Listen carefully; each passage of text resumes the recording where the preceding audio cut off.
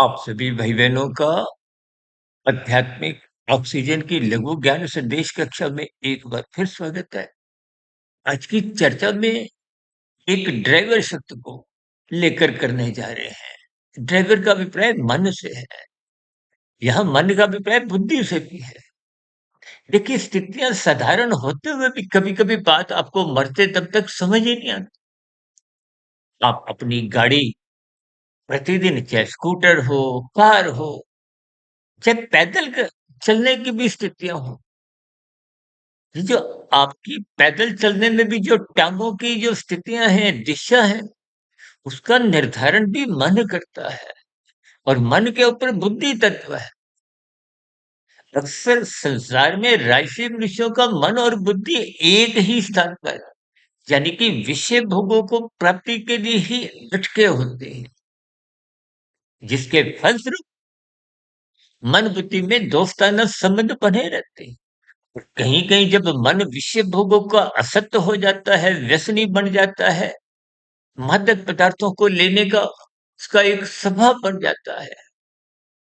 देखिए, ये सभी स्थितियां साधारण दिखने वाले भी आपके हमारे जीवन को अधोगति की ओर ले जाती है।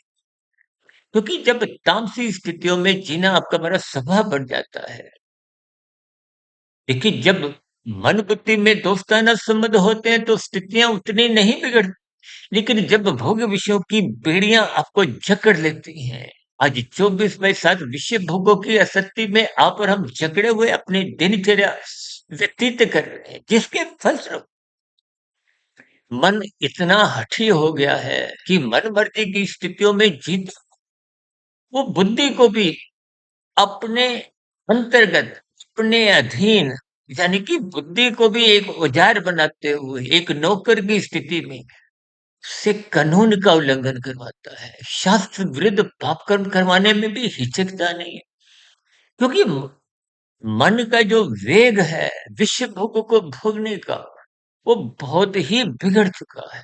इसीलिए हम बार बार कहते हैं, रात को मौनात्मक स्थितियों से बचो, समय पे सो जाओ, ब्रह्म मुहूर्त में उठो। वो सतोगुण की शुद्धतम स्थिति है, जिसमें परमात्मा से जुड़ना, इन ज्ञानमय स्थितियों का अध्ययन करना, सुनना, अपने व्यवहार में लाना बहुत सरल होता है।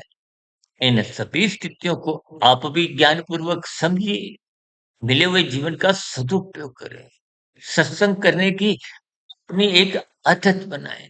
देखिए, सत्संग का अभिप्राय जैसे भौतिक जगत में आप शिक्षा लेते हो, वो भी एक ज्ञान में स्थिति है, सत्वगुण का संग है। आध्यात्मिक स्तर पर जब आप गुरु के प्रवचनों को सुनते हो, शास्त्रों का स्वाध्याय करते हो, और हमारे जैसे किसी वक्ता की भी कुछ वीडियो सुन लेते हो, जो आपके मारे ज्ञान में स्थिति। देखिए, यूं तो आत्मा पहले से ही ज्ञान चुका है। हमारी भी जो 3300 वीडियो हो चुकी हैं, इनमें भी कोई नया ज्ञान नहीं। ये वेदों का ज्ञान, फिर उपनिषद, पुराण, गीता और भी जितने दर्शन शास्त्र हैं, इनमें भी कोई नया ज्ञान, ये सारा ज्ञान आपके भीतर आत्मा में पहले से ही है।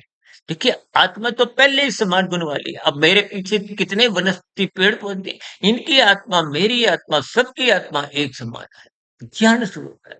तभी तो शास्त्रों में कहा गया ना, सत्य चित।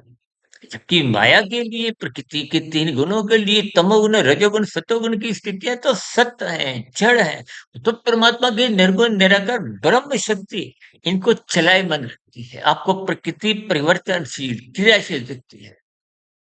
इन सभी संकेतों को आपको हमें ज्ञान पूर्वक समझना है, अपने मन बुद्धि द्वारा श्रद्धा पूर्वक सत्संग करना है, ताकि आपका मेरा स्थूल शरीर, जिसका संचालक मन बुद्धि है, यदि वो मन बुद्धि सात्विक होंगे, तो निश्चित आपकी हमारी इंद्रियों के स्तर पर कानून का जो उल्लंघन होता है, हम तो बार-बार कहते हैं, लाल बत्ती पे रुको, केवल हरी बत्ती पे चलो। और भी देखिए, कानूनी आदेशों का, कानूनों का पालन करो। ये बहुत आरंभिक स्थितियाँ हैं। दूसरों के अधिकारों की रक्षा करो, सरकारी संपत्ति का सम्मान करो, उसका सदुपयोग करो। अपने कर्तव्य कर्मों को पारिवारिक स्तर पर, गली मोहल्ले के स्तर पर, शहर के स्तर पर, देश के स्तर पर और अंतरराष्ट्रीय स्तर पर भी उनका पालन करो।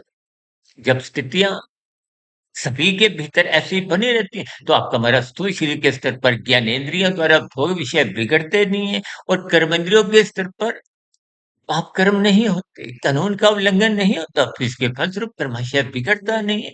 जब कर्माशय नहीं बिगड़ता तो संस्कार भी नहीं बिगड़ते।